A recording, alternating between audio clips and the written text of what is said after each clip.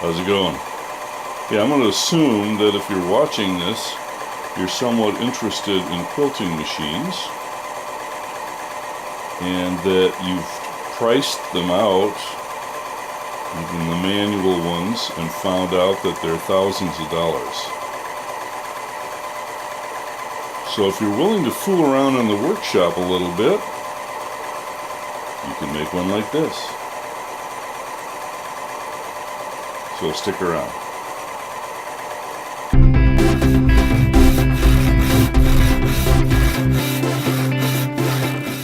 Well, before we look at some of the details, here's an overview. You can see the machine has a left edge panel and a right edge panel supporting the electrical conduit tubing that goes in between. I'm using 1/2-inch electrical conduit, and basically you have the batting material, the bottom fabric, the top fabric, and then this is the take-up. This is designed just to use a normal sewing machine. I'll try and give you some dimensions later on in the video, but this is not a long arm sewing machine or anything fancy pants like that. It's just a simple sewing machine. And I noticed in visiting some quilting shops that even their really expensive units don't cut a path that's very wide this way. They tend to go along the fabric in a fairly narrow pattern, and so that's how this is set up as well. So you can do 4 or 5 inches of quilting and then run it the whole width of your quilt, and you'll be able to do that just fine with this. On the table, I have this clamped to a glass and metal table. There's a box frame, and on that frame are 2 runners of electrical conduit as well, and the sewing machine works on an XY pattern. It moves left and right, and forward and backward, and of course any sort of figure in between. And this little marker shows up on the panel so that you can follow a pattern that you make. It has some elastic cords here which stretches the fabric tight so that it moves through the machine just fine. And it has a handle on the front underneath where I've installed the foot switch. It's a modified foot switch, and I'll show you a picture of that. So it's pretty simple. Actually, the most difficult part of this is not the woodworking. That's pretty simple. But let's get into some of the details. I can't really show you everything on a short video like this, but I think you'll get an idea and your mind will be spinning and you'll come up with a way of making one of these for yourself. Spent the morning cutting out some 3/4 inch Baltic birch plywood for the left and right components of our frame, which match, and then 2 pieces for the sled and a couple of pieces for the handle. So roughly speaking, I've got something over here that's roughly 8 by 16. And your numbers again might vary just a little bit. This piece over here, 19 by 10. These 2 pieces here are roughly 18 by 4.5 or 5. These little vertical uprights, they're going to be approximately 11 by 5 inches. These are 24 inches by 2.5 or so. And then these little handles are roughly 9 by 1.5, roughly speaking. And this piece is 9 3/8, I think, by 4.5. And then you'll see these notches to receive the poles. This gap here is the last bit of fabric, and this is the take-up. So that's about center. On center, it's about 9.5 inches apart. This gap is about 2.5 on center, and then this little guy is about 3.25 on center. So this slot will be for, I think, the batting on my system. It's the biggest one, and then you have your top sheet and your bottom sheet, and then your take-up. So I've got them sanded up And I'm going to hit them with a little bit of lacquer just to kind of seal it up, because I know fabric will be rubbing on it. But I want to do a little bit of assembly, and then we'll be back upstairs away from the shop. I'm ready to take a break from sawdust and work on some of the components. So this is the clamping mechanism on the end of each of the pieces of metal tubing. So how these are made, I have a handle that I bought. I bought some threaded rod, some washers, a PVC union, and a little plug on the end. Oh, I think I have those components here. I can show you. There's a little piece of PVC union and the plug on the end. And then this is the metal union that you would join two pieces of electrical conduit. So the first thing we're going to do is cut up the threaded rod into about 2-inch pieces.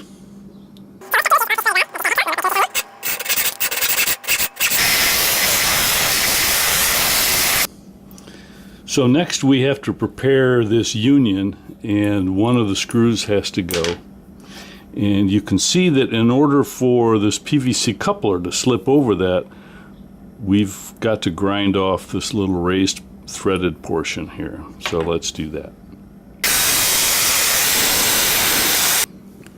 Well, this is going to be a pretty tight fit, so I don't even think we'll need any adhesives. I'll just hammer these two together and it will be there forever.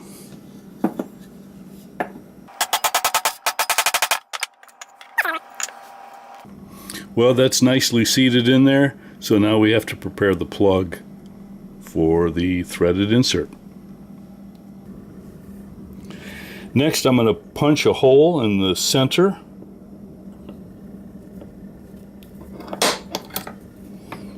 And that'll be a starting point for our drill bit.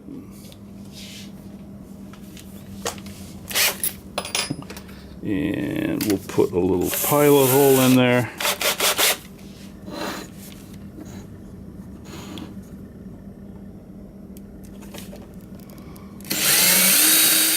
So after we drilled our little pilot hole, let me explain what's going to happen. This is a tap and drill set, and a tap is kind of like a drill bit, only it's got flutes down the side, and it's meant for cutting threads into something that doesn't already have threads. And of course you have to match the size, the diameter, and the thread count of whatever you're doing. This is going to be 1/4-20, and so I have the proper drill bit in the drill right now. We're going to hang on to this little gizmo here with pliers because it'll want to spin. And what I usually do is I spin it backwards a couple times just to center itself, and then I can go ahead and drill it out. There we go. Okay, you can see the hole. Then we're going to take our little tapping tool, and this is just done by hand. We insert it and we begin spinning it. Okay.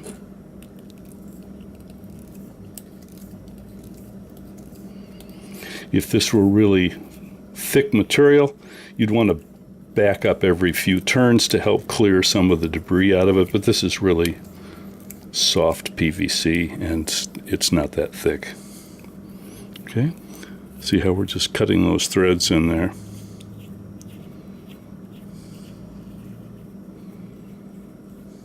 It's very handy. And let's just check our threaded rod here. Perfect. Well, let's attach these two pieces. This is such a tight fit, I don't even need glue in there. We're just going to drive it home, and then we'll put a little bit of epoxy on these threads and screw it into our handle, and we'll put the washers on there. And 2 down, 6 to go. Can't wait. 1, 2, 3, 4, 5, 6, 7, 8. Done. Well, I won't lie to you, this is the most difficult part of this project, but it's worth the extra effort because it's the center of how the XY table performs. So I used this piece of aluminum angle as my test pattern, and you can see there's some various holes in here. I had to determine the height of this electrical tubing, this conduit. Obviously it can't be rubbing on this piece. It's not going to work very well. So it has to stand off, but you have to be able to attach the bearings as well. So what I found out right away was that with the bolts that go through here, there's no room for corresponding nuts on the end of those bolts. They're too close to the point here. So I have to tap and put threads in the metal, and so this bracket actually becomes the nut that the screw goes into. And you fiddle around, you can see my marks on here. You get the dimensions worked out on your test piece, and then you simply transfer them to this piece here and drill it out. And you may not be using 1/2 inch conduit if you attempt to do one of these. You may use 3/4 inch or whatever, so you're going to have to customize. So the tubing has to roll freely and not rub on this. And so this is a perfect 45-degree angle. So on mine, it worked out perfectly. If I spaced these bearings 2 washer thicknesses away, and that seemed to be the magic number for me. Just a tiny bit of clearance on here. So you'll have to do some fiddling and testing, but once you get your measurements, then you can apply that to all of the bearings. Don't skimp on the bearings. Get the most expensive ones that you can afford, because they really make a difference, and it's the center of the movement. If it's too stiff, you'll only be able to make right angles when you're quilting. You want to be able to make nice and smooth turns, so the resistance in the X dimension needs to be similar to the resistance in the Y dimension. So if you can afford it, get some fancy pants bearings. Well, it's a little windy out here, sorry about that, but this is how I'm clamping this angle bracket down using my square to give it a true edge, and then putting screws in on either side, and you have to tighten them all together. If you simply tighten one side, then it's going to scoot that angle. So you go back and forth, tightening one and then the other, especially when you have it clamped in there. So to get these two sides parallel, I have a small spacer that I'm going to use. So I put that in place along with the clamps so that I can drill my toenail screws.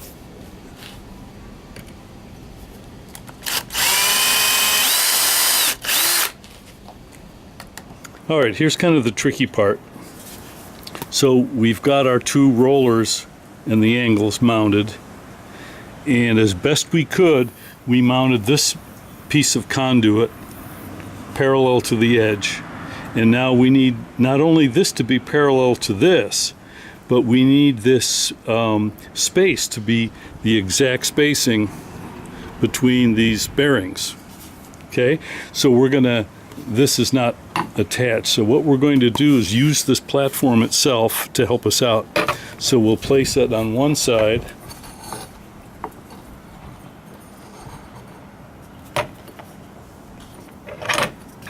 and try and snap it in place. And we'll roll it and we'll check it. And we'll mount this one end first. One way to tell is when you roll the panel, it will want to roll that bar one way or the other if it's not completely parallel. So let's mount this side here if you can.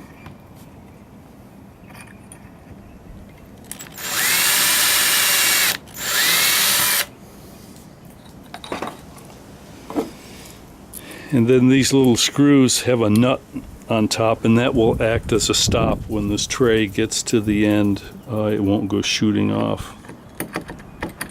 Just high enough to catch.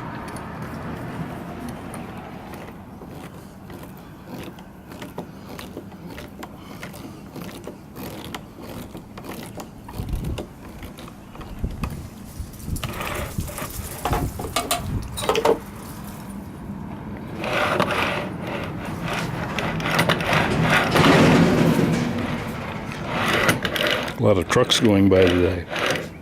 Okay, so we'll try and check this out. It seems to be good.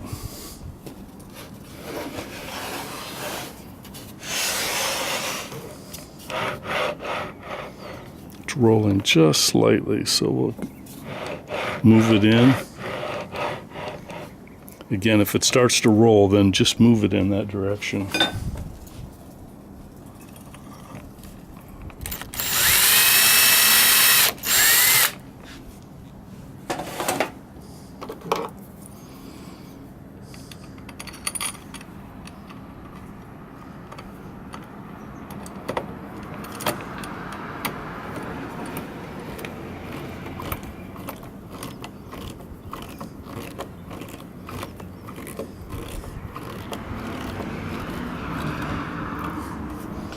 Not too tight, I don't want to crush the tubing, but I do want to hold it in place.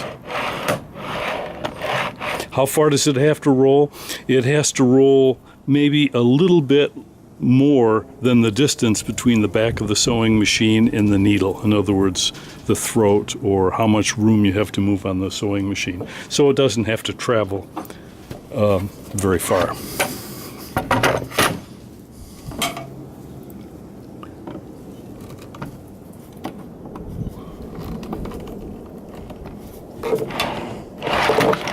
A little weight on it.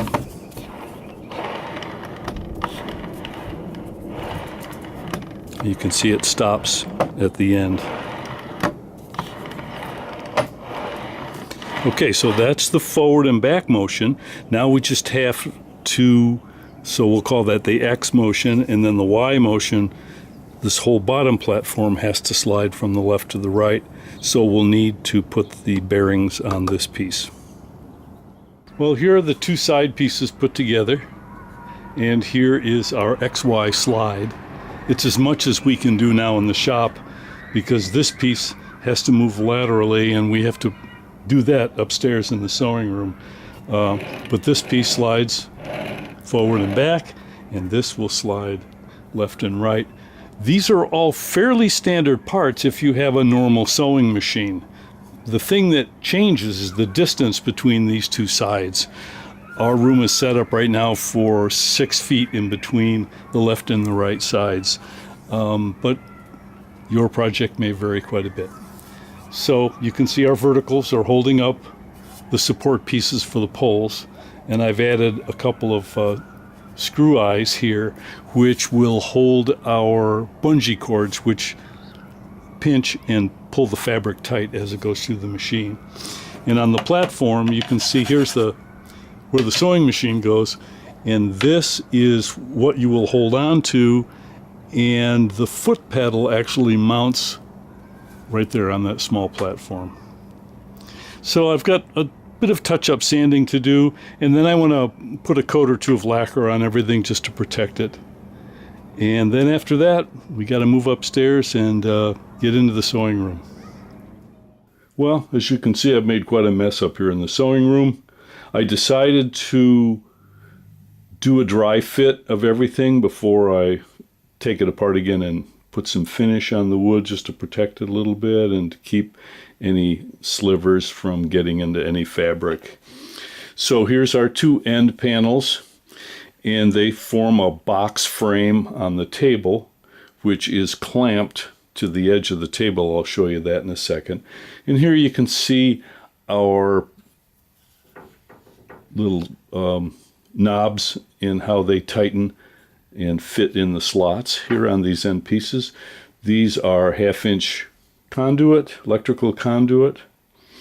And so with one hand, this will be easy to roll fabric on and off. These two are for your top and bottom pieces of fabric. Sorry, I don't know the exact term. And this is for the batting or the in-between stuff in the sandwich. And this will be for the take-up roll. And let's see, I'll show you a close-up of how I clamp it to the table. All right, let's talk about the actual roller mechanism. That's the heart of this machine. And remember how we installed the parts down in the shop. for the XY table. So you can see I've got conduit on a flat piece of board running the whole length here, and I've got one here. And I'll show you a close-up. You can see that I actually cut a small dado in each of those pieces, so the tube would be captured by that groove in the wood, and that way I only needed to put a screw on each end. I didn't have to try and hold the tube down in the middle somewhere. So alignment is everything on this system, because you certainly don't want the sewing machine to jump the track. So this piece here is actually permanently attached to the front of the rack, and it is fixed on both ends and all along the middle, so it doesn't move. The second track right now is not even attached. It's just sitting on the table. And so we're going to use the fact that this is fixed and this is floating to make the track align itself. And once that's done, then I will screw the track in on the two sides. And in fact, I may even leave the hole a little bit bigger than it needs to be, so this can wiggle just a little bit. If there's some minor imperfection in one of these tubes, I want the track to always align itself. And the sewing machine is plenty heavy to keep itself on the rail. So let me show you that. All right, so here's the track that we made. Here's our ball bearings. And this is going to set on the unmovable side, and we'll line the movable back.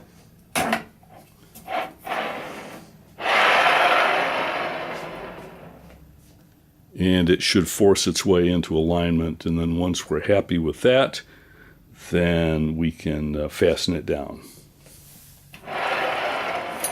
Piece of the sled here.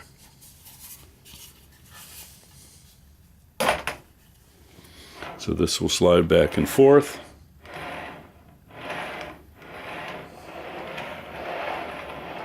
And we've got our XY motion. And we'll add the sewing machine so you get an idea of how that looks there. Foot pedal that came with the machine, we're actually going to have to tear this apart, so let's get busy doing that. So here's the inside of this foot switch. This piece is spring loaded, and because this is designed to be used with a foot and I want to use it by hand, these two springs were way too strong to be comfortably switched by hand. So I went to the hardware store and got some lightweight springs. I know Ace Hardware, a lot of hardware stores have a drawer full of different size springs, so you can kind of experiment. Just get something soft, and that way when you squeeze it by hand, you won't get tired. So this is how the foot pedal, or now the hand switch, hand control, will get mounted to this tray mechanism. I'll probably just zip tie it in, and that way as you're holding on this side here, you're also squeezing, and you can control the speed of the machine. Well, we've added a couple of pieces. I have a little arm mechanism here, and I made a platform that lifts on and off. And this is going to be where we can attach a printed pattern and then follow that pattern. Rather than having to watch the stitches, we can watch more easily the pattern up here.